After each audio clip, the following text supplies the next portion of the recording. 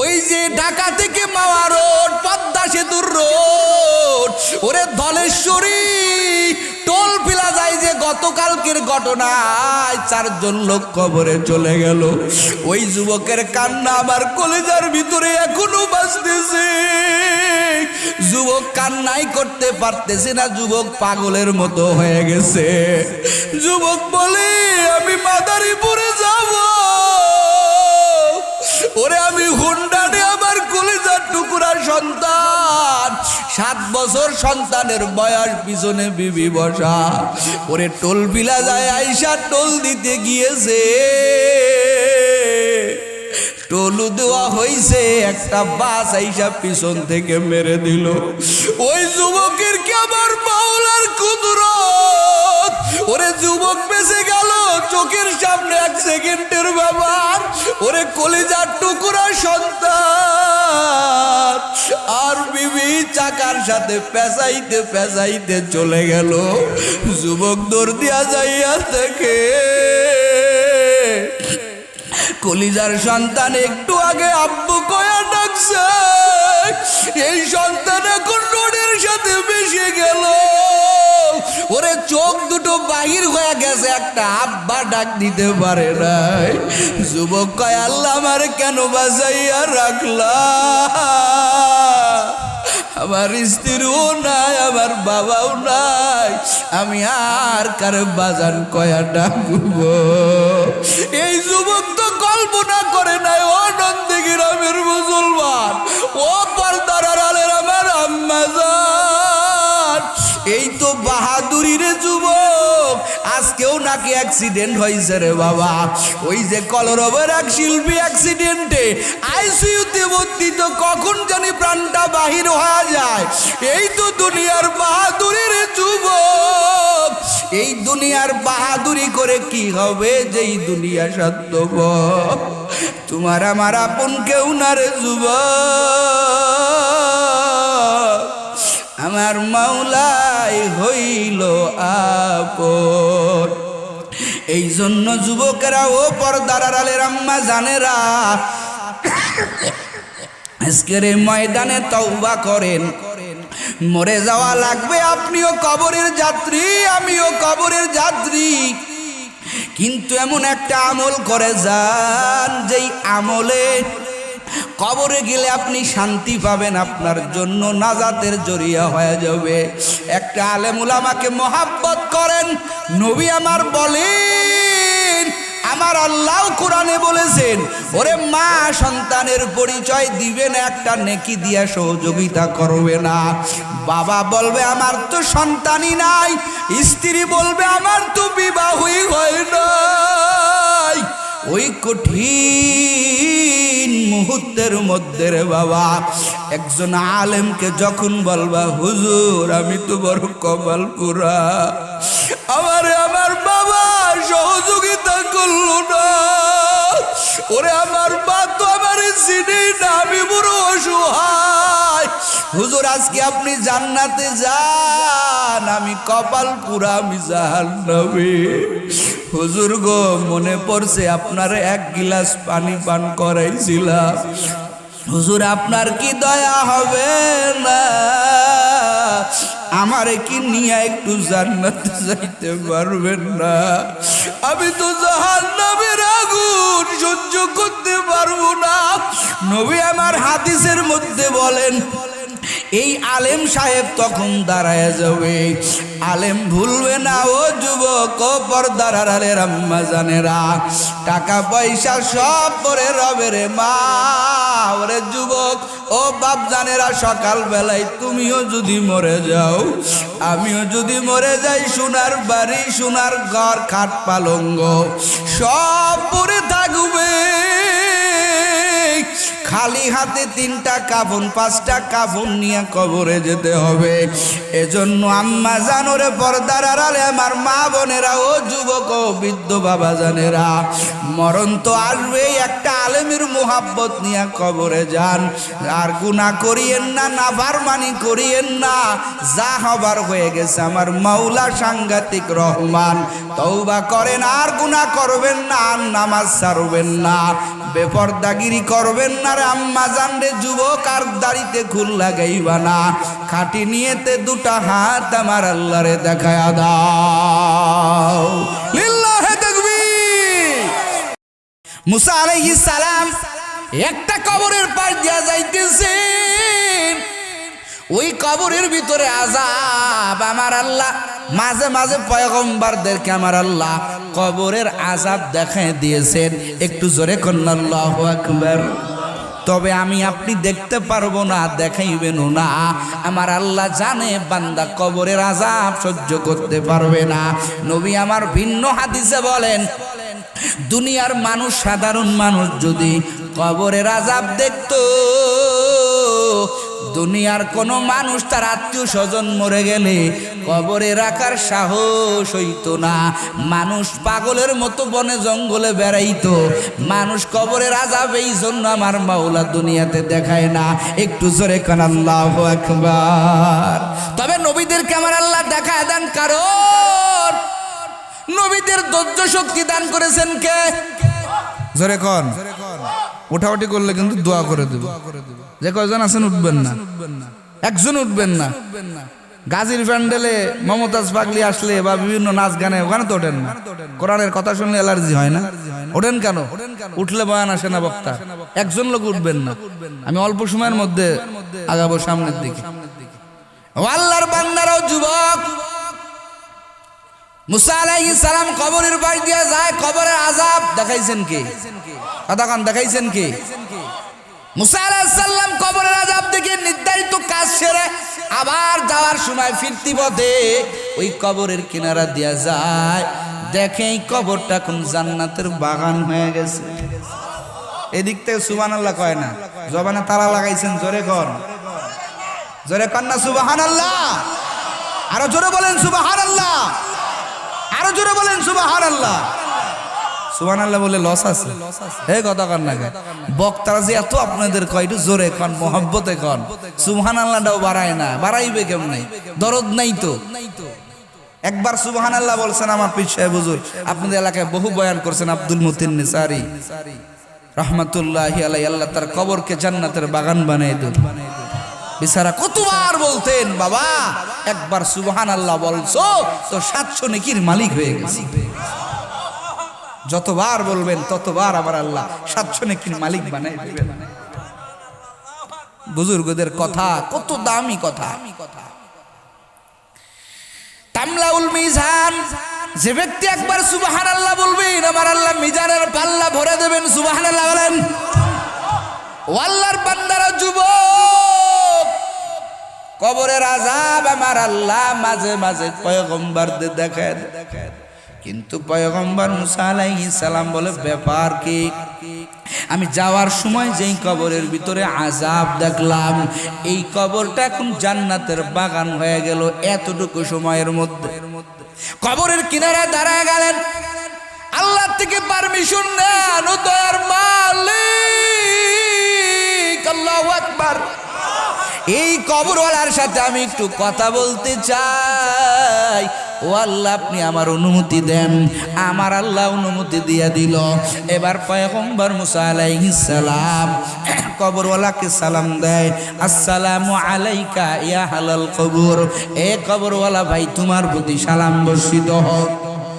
তোমার কাছে আমার একটা প্রশ্ন, আমি যাওয়ার সময় দেখলাম তোমার কবরটা জাহান্নামের একটা গর্ত।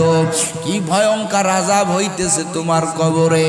আমি কাজ সেরে অল্প সময়ের মধ্যে ফিরতি পথে দেখি তোমার কবরটা আল্লাহ ফুলের বাগান জান্নাত বানায় দিছে। এরে কবরওয়ালা ভাই, কি এমন আমল তুমি করলা এই অল্প সময়ের মধ্যে তোমার কবরটা জান্নাতের বাগান হয়ে গেল? আমাকে কি একটু বলবা তুমি কি আমল করেছো?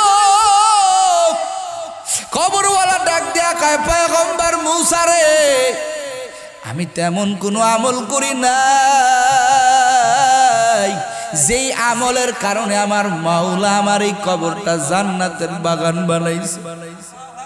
আমি যেদিনকে মরে গিয়েছিলাম, আমার স্ত্রীর গর্ভের মধ্যে একটা সন্তান রেখে আসছিলাম। আমি মরে যাওয়ার পর আমার স্ত্রী কত কষ্ট করে চলাফেরা করছে, আর আমার স্ত্রী নিজের ধৈর্য ধারণ করেছে।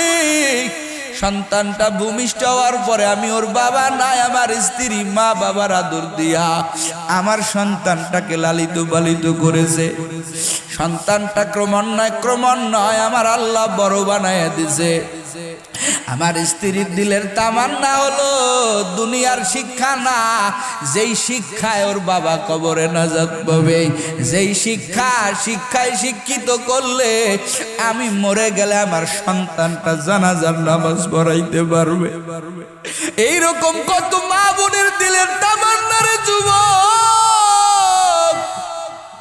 একদিনকে একটা ঘটনা শুনলাম, জানাজার নামাজ দাঁড়ায়া গেছে, দাঁড়ানোর পরে একটা লোক কান্না করতেছে, সন্তান কান্না করতেছে।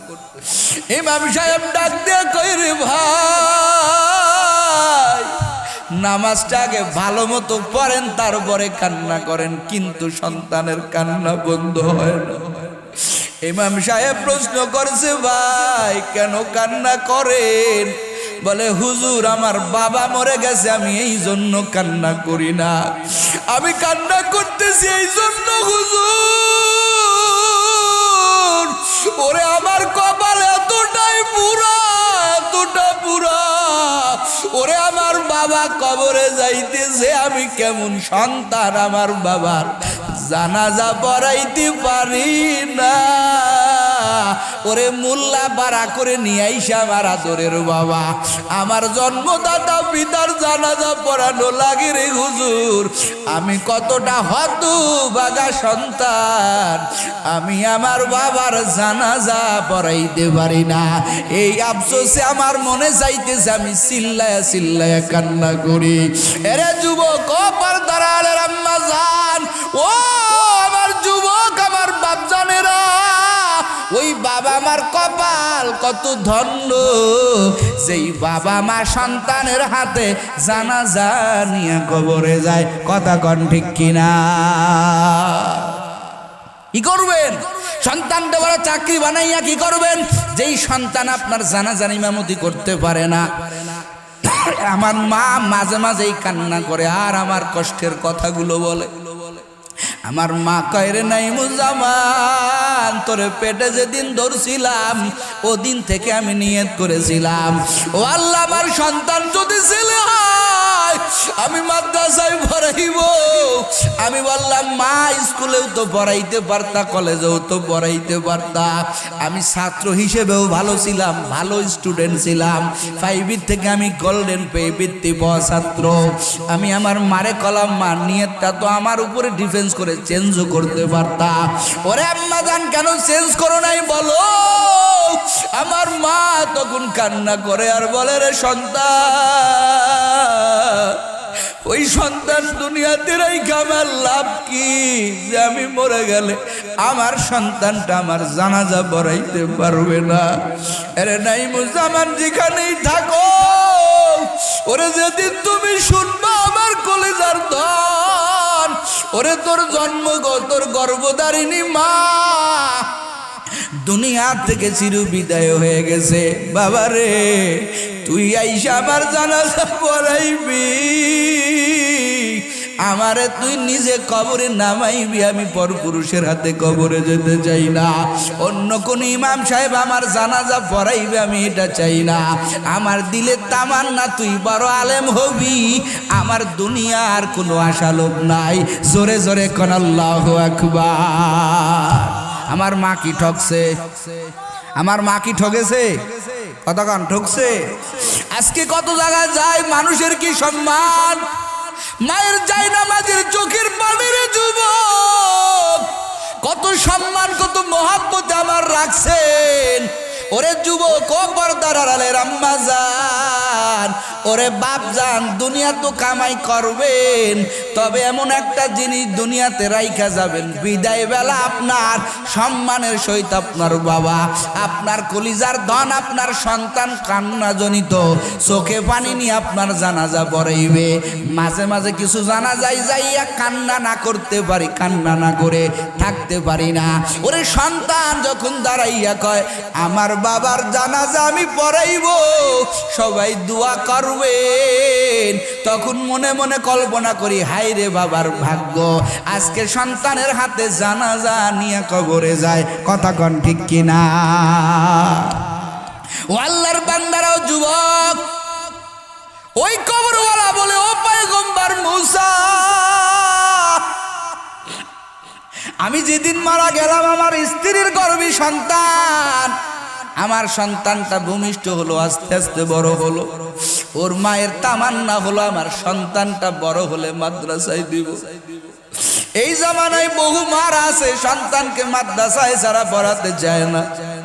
আমি বলি না যে স্কুলে পড়ায়েন না, কলেজে পড়ায়েন না রে বাবা, না না, দুটা সন্তান, একটারে আলেম বানান, দেখবেন আপনার সন্তানটা ওই আলেম হওয়ার কারণে আপনার মর্যাদা মোটেও কমবে না, আপনার মর্যাদা বাড়ায়া দিবেন কে?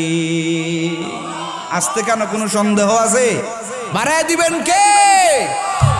ও আল্লাহর বান্দারা, ও নন্দীগ্রামের মুসলমান, মুসা আলাইহিস সালাম বলে বুঝলাম তোমার সন্তানটা তোমার স্ত্রী মাদ্রাসায় পড়াইছে বা মাদ্রাসায় ভর্তি করেছে, এতে তোমার কবরের আযাব মাফ হওয়ার আসল রহস্য বলো। এবার ওই কবরওয়ালা ডাক দিয়া বলে ও পয়গম্বর মুসা, আজকে সবে মাত্র আমার সন্তানটা আমার স্ত্রী মাদ্রাসায় নিয়ে ভর্তি করেছে, উস্তাদদের কাছে কান্না করেছে, বলছে আমার সন্তানটা মাদ্রাসায় দিলাম, ওরে আলেম বানায় দেন, কারণ ওর জন্মদাতা বাবা নাই, আমি চাই আমার সন্তানটা আদর্শবান হোক। আমার সন্তান যখন মাদ্রাসায় ভর্তি হয়েছে, সবকে ক্লাসে বসেছে, ওরে অন্য প্রতিষ্ঠানে এই সবক দিয়া শুরু করা হয় না, যেই সবক দিয়া মাদ্রাসার পড়ালেখা শুরু হয়। কথা কন ঠিক কিনা? আমগো মাদ্রাসার লাইনের প্রথম সবক বইটা নিয়ে আই, প্রথমে বলতে হবে বিসমিল্লাহির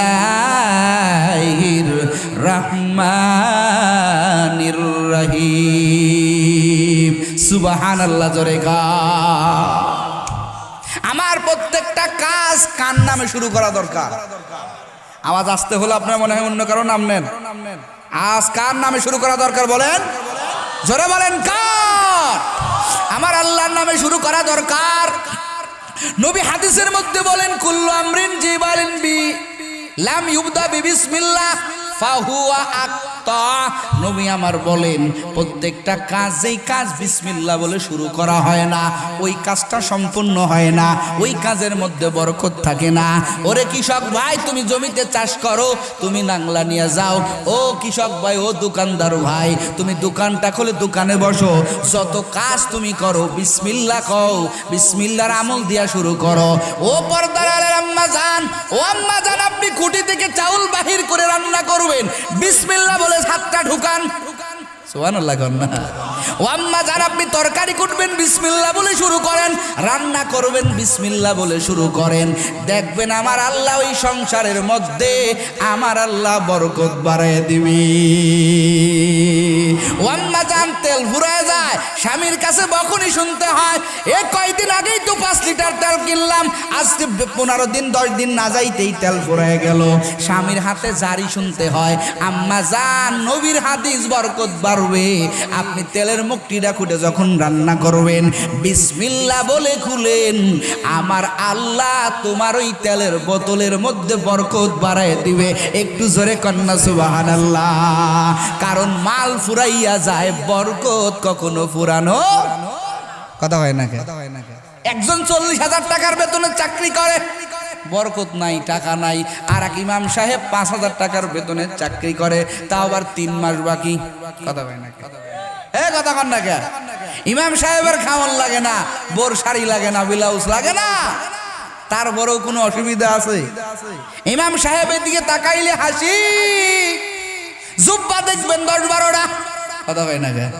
আবার স্ত্রী মোহাব্বত, স্বামীর মোহাব্বত, সংসারটা জান্নাতের বাগান। কারণ হইল হারামে আরাম নাই, হালালে আরাম, জোরে কোন সুবহানাল্লাহ।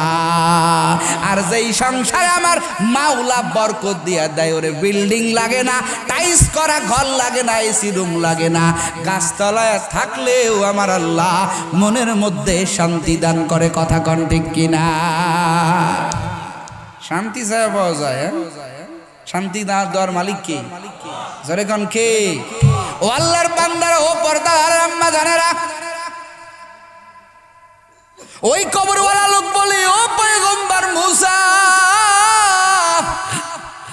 যখন আমার সন্তান মাদ্রাসায় গিয়া আমার সন্তানটা মাদ্রাসায় প্রথম ভর্তি হইয়া উস্তাদেরা পড়ায় দিল বিসমিল্লাহির রহমানির রহিম, আমি শুরু করতেছি ওই আল্লাহর নামে, যেই আল্লাহর 2টা গুণ উপাধি দিল। ও আল্লাহ, তোমার নামে শুরু করলাম, তুমি কেমন? বলে ওই আল্লাহর নামে শুরু করলাম, যেই আল্লাহর মতো দয়াবান কেউ নাই, যেই আল্লাহর মতো দয়ালু কেউ নাই। একটু জোরে জোরে কোন সুবহানাল্লাহ।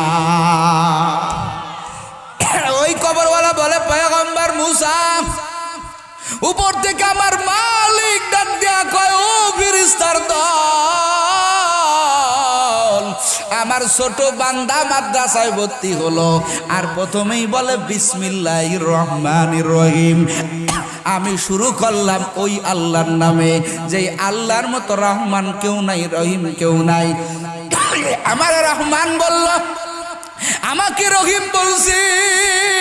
ও ফেরেশতা, আমি রহমান, আমি রহিম, এরপরেও যদি আমি আল্লাহ ওর জন্মদাতা বাবার কবরে যদি আযাব দেই, তাহলে ফেরেশতারা বল, আমার রহমত নাম রাইখা কোনো লাভ হলো নাকি? আমার রহিম নাম রাইখা কোনো লাভ হলো নাকি? আমি তো রহমান, আমার ছোট বান্দা আমারে স্বীকৃতি দেয়, আমি নাকি রহমান, আমি নাকি রহিম। ওরে আমি রহমান রহিম নাম হওয়ার পরেও যদি আমি আল্লাহ, আমি ওর বাবার কবরে আযাব দে, বল আমি রহমান নামটা কেন রাখলাম? আমি আমার নামটা রহিম ওরে কেন রাখলাম? বল বল বল। আমার এই নাম রাখার তো কোনো মানেই ছিল না। তোরা জলদি করে যা, জলদি করে যা, আমার বান্দার কবরের আযাব মাফ করে কবরটা জান্নাতের বাগান বানায়া দে। শুনে কোন সুবহানাল্লাহ। ও আল্লাহর বান্দারা, ওরে সন্তান আলেম হইতেছে এখনো হয় নাই, ওরে বিসমিল্লাহ পাঠের দ্বারা যদি বাবার কবরের আযাব আমার আল্লাহ মাফ করতে পারে রে যুবক, যারা দ্বীনি ইলম শিক্ষা করে, তলবে ইলম, এদের কবরও আমার আল্লাহ কখনো আযাব দিতে পারে না। কথা কোন ঠিক কিনা? ও যুবকেরা, ও পর্দার আম্মা জানেরা, ও আমার কলিজার ভাই বোনেরা, এই মাদ্রাসায় পড়েন নাই, মাদ্রাসার শিক্ষাও নাই, আবার মাদ্রাসাটাকে মহাব্বত করেন না। এরে আম্মা জান, না না, দুনিয়া বেশি দিনের জন্য না রে বাবা। তলবে ইলম হয়েছি, মাদ্রাসায় শিক্ষা করেছি, মাদ্রাসায় লেখাপড়া করেছি, ঠকি নাই রে মা। কারণ একটা জিনিস ভিতরে ঢুকাইছি, দুনিয়াতে আমরা কেউ টিকতে পারবো না, আমাদের কবরে যাইতে হবে। ওই কবরের পথযাত্রী আমরা সবাই, কেউ আমরা কবরে যা থাকতে পারবো না। একদিন আগে হোক পরে হোক রে বাবা, ওই কবরের জগতে তারাই তো আমার আল্লাহর কাছে দাবি, যারা আমার মাওলার পাগল, যারা আমার আল্লাহর বন্ধু হয়ে কবরে যাবেন, এদের কবরখানা আমার আল্লাহ জান্নাতের বাগান বানিয়ে দিবেন।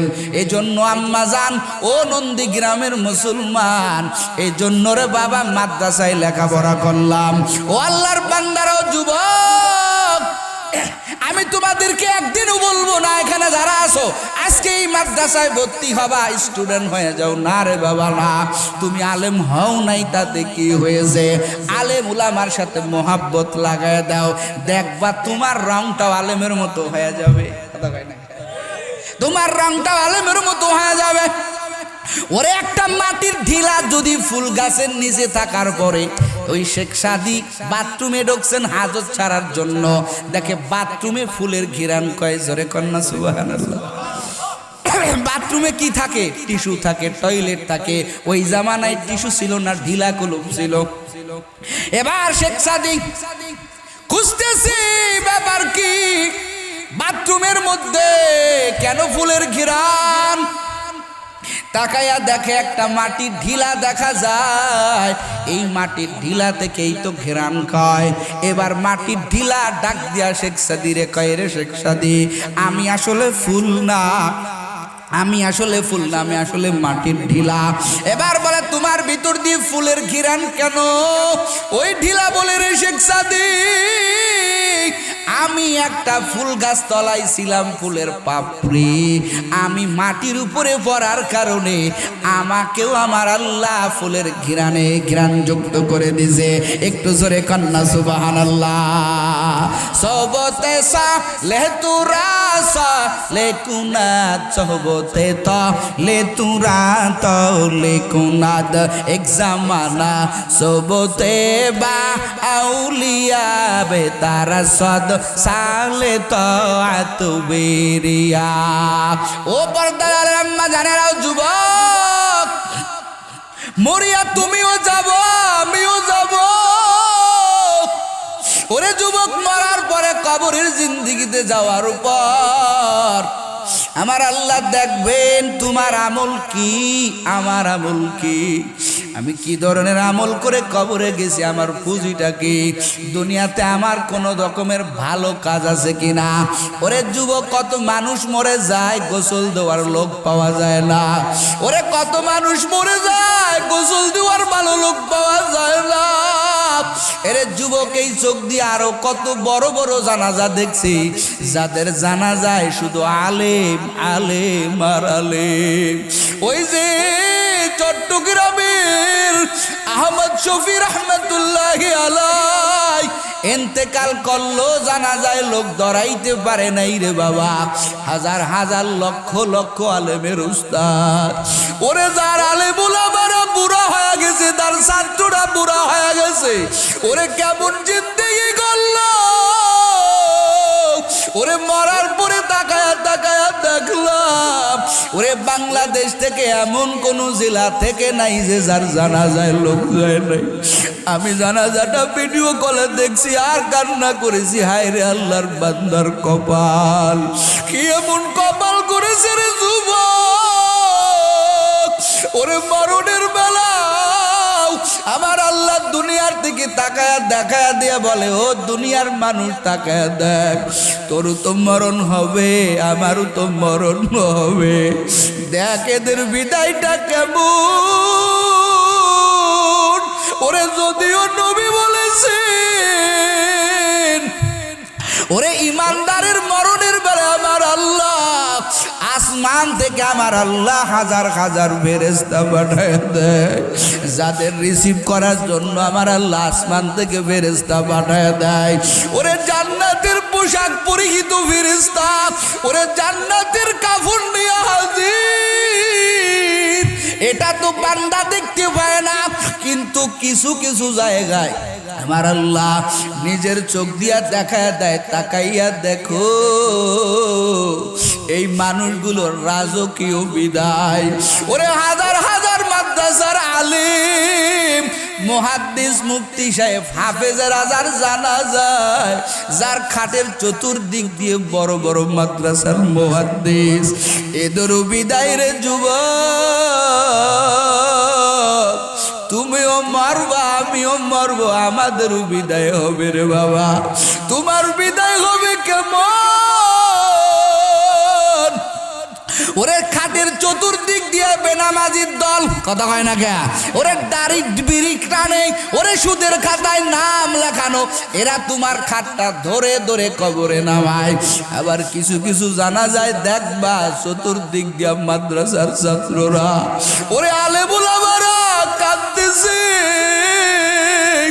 আর রাজকীয় বিদায়।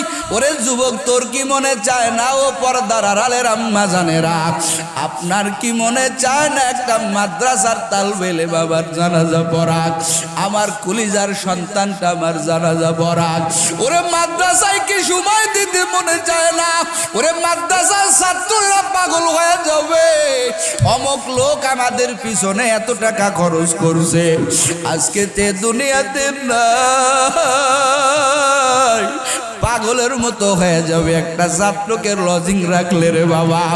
ওই মাদ্রাসার ছাত্র তুমি যখন মরে যাবা, ওরে তোমার সন্তান না যে পরিমাণ কান্না করবে, ওরে একটা মাদ্রাসার ছাত্রের পিছনে তুমি সময় ব্যয় করো রে বাবা, ওই মাদ্রাসার ছাত্রটা কান্না করবে, বলবে আরে আমি আজকে কাকে হারায় ফেললাম, আমার লজিং দারছে আমারে 3 বেলা খানা দিত, ওরে আমার পিছনে এতটা মেহনত করেছে।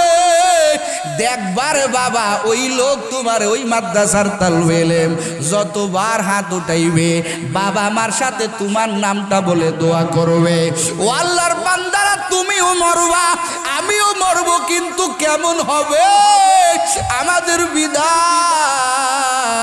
ও আল্লাহর বান্দারা মরণ বরণ করা লাগবে, তুমিও বাঁচবা না আমিও বাঁচবা না। ওরে আম্মা জান, ও আম্মা জান আপনিও মরবেন, ও আম্মা জান আপনার মতো কত আম্মা জানেরা মরবে, মরা থেকে তুমি আমি কেউ রেহাই পাবো না রে বাবা। গতকালকের একটা ভিডিও আমি দেখে চোখের পানি রাখতে পারি নাই রে বাবা। ওই যে ঢাকা থেকে মাওয়া রোড, পদ্মা সেতুর রোড, ওরে ধলেশ্বরী টোল পিলা যায় যে গতকালকের ঘটনায় 4 জন লোক কবরে চলে গেল। ওই যুবকের কান্না আমার কলেজার ভিতরে এখনো বাজতেছে। যুবক কান্নাই করতে পারতেছে না, যুবক পাগলের মতো হয়ে গেছে। যুবক বলে আমি মাদারীপুরে যাব, ওরে আমি হুন্ডানে আমার কলেজার টুকরা সন্তান, 7 বছর সন্তানের বয়স, পিছনে বিবি বসা, ওরে টোল বিলা যায় আইসা টোল দিতে গিয়েছে, টোলু দেওয়া হইছে, একটা বাস আইসা পিছন থেকে মেরে দিল। ওই যুবকের কি আমার মাওলার কুদরত, ওরে যুবক বেঁচে গেল চোখের সামনে 1 সেকেন্ডের ব্যাপার, ওরে কলিজার টুকরা সন্তান আর বিবি চাকার সাথে পেঁচাইতে পেঁচাইতে চলে গেল। যুবক দৌড় দিয়া যাইয়া থেকে কলিজার সন্তান একটু আগে আব্বু কয়া ডাকছে, এই সন্তান এখন রোডের সাথে মিশে গেল, ওরে চোখ দুটো বাহির হয়ে গেছে, একটা আব্বা ডাক দিতে পারে নাই। যুবক কয় আল্লাহ আমার কেন বাঁচাইয়া রাখলা, আমার স্ত্রীও নাই আমার বাবাও নাই, আমি আর কার বাজান কয়া ডাকবো? এই যুবক তো কল্পনা করে নাই, ও নন্দী গ্রামের মুসলমান, ও পর্দার আড়ালের আমার আম্মা জান, এই তো বাহাদুরি রে যুবক। আজকেও নাকি অ্যাক্সিডেন্ট হয়েছে রে বাবা, ওই যে কলরবের এক শিল্পী অ্যাক্সিডেন্টে আইসিইউতে ভর্তি, তো কখন জানি প্রাণটা বাহির হয়ে যায়। এই তো দুনিয়ার বাহাদুরি রে যুবক। এই দুনিয়ার বাহাদুরি করে কি হবে, যেই দুনিয়া স্বার্থপর, তোমার আমার আপন কেউ না রে যুবক, আমার মাওলাই হইল আপন। এই জন্য যুবকেরা ও পর্দার আড়ালের আম্মা জানেরা, আজকের এই ময়দানে তওবা করেন, মরে যাওয়া লাগবে, আপনিও কবরের যাত্রী আমিও কবরের যাত্রী, কিন্তু এমন একটা আমল করে যান যেই আমলে কবরে গেলে আপনি শান্তি পাবেন, আপনার জন্য নাজাতের জরিয়া হয়ে যাবে। একটা আলেম উলামাকে মহাব্বত করেন। নবী আমার বলেন, আমার আল্লাহ কোরআনে বলেছেন, ওরে মা সন্তানের পরিচয় দিবে না, একটা নেকি দিয়া সহযোগিতা করবে না। বাবা বলবে আমার তো সন্তানই নাই, স্ত্রী বলবে আমার তো বিবাহই হয় নাই। ওই কঠিন মুহূর্তের মধ্যে রে বাবা, একজন আলেমকে যখন বলবা হুজুর আমি তো বড় কপাল পুরা, আমার বাবা সহযোগিতা করলো না, ওরে আমার মা তো আমার চিনি না, আমি বড় অসহায়। হুজুর আজকে আপনি জান্নাতে যান, আমি কপাল পুরা, আমি জাহান্নামে। হুজুর গো মনে পড়ছে আপনার এক গিলাস পানি পান করাইছিলাম, হুজুর আপনার কি দয়া হবে না, আমারে কি নিয়ে একটু জান্নাতে যাইতে পারবেন না? আমি তো জাহান্নামের আগুন সহ্য করতে পারবো না। নবী আমার হাদিসের মধ্যে বলেন, এই আলেম সাহেব তখন দাঁড়ায় যাবে, আলেম ভুলবে না ও যুবক, ও পর্দার আড়ালের আম্মা জানেরা, টাকা পয়সা সব পরে রবে রে মা। ওরে যুবক ও বাপ জানেরা, সকাল বেলায় তুমিও যদি মরে যাও, আমিও যদি মরে যাই, সোনার বাড়ি সোনার ঘর খাট পালঙ্গ সব পরে থাকবে, খালি হাতে 3টা কাফন 5টা কাফন নিয়ে কবরে যেতে হবে। এজন্য আম্মা জানোরে পর্দার আড়ালে আমার মা বোনেরা, ও যুবক ও বৃদ্ধ বাবা জানেরা, মরণ তো আসবেই, একটা আলেমের মুহাব্বত নিয়ে কবরে যান। আর গুনাহ করিয়েন না, নাফরমানি করিয়েন না, যা হবার হয়ে গেছে। আমার মাওলা সাংঘাতিক রহমান, তওবা করেন, আর গুনাহ করবেন না, আর নামাজ ছাড়বেন না, বেপরদাগিরি করবেন না রে আম্মা জান রে যুবক, আর দাড়িতে খুল লাগাইবা না, খাটি নিয়েতে 2টা হাত আমার আল্লাহরে দেখায়া দাও। লিল্লাহে তাকবীর, আরো আওয়াজ দিয়া লিল্লাহে তাকবীর। আয় আল্লাহ আমরা বড় গুনাহগার, আয় আল্লাহ আপনি আমাদের মাফ করে দেন। আয় আল্লাহ আমরা কি নিয়া কবরে যাব, শুধু গুনার গুনাহ। এই মাহফিল হেদায়েতের জরিয়া বানাইয়া দেন, এই মাহফিল হেদায়েতের জরিয়া বানাইয়া দেন আল্লাহ। আগামীকালে যদি মরে যায় যাতে বলতে পারি আল্লাহ গো উলামায়ে কেরামের সাথে ছিলাম, আসি থাকবো। আয় আল্লাহ আমাদের প্রত্যেকেরই কবুল করে নেন, জোরে কোন আমিন।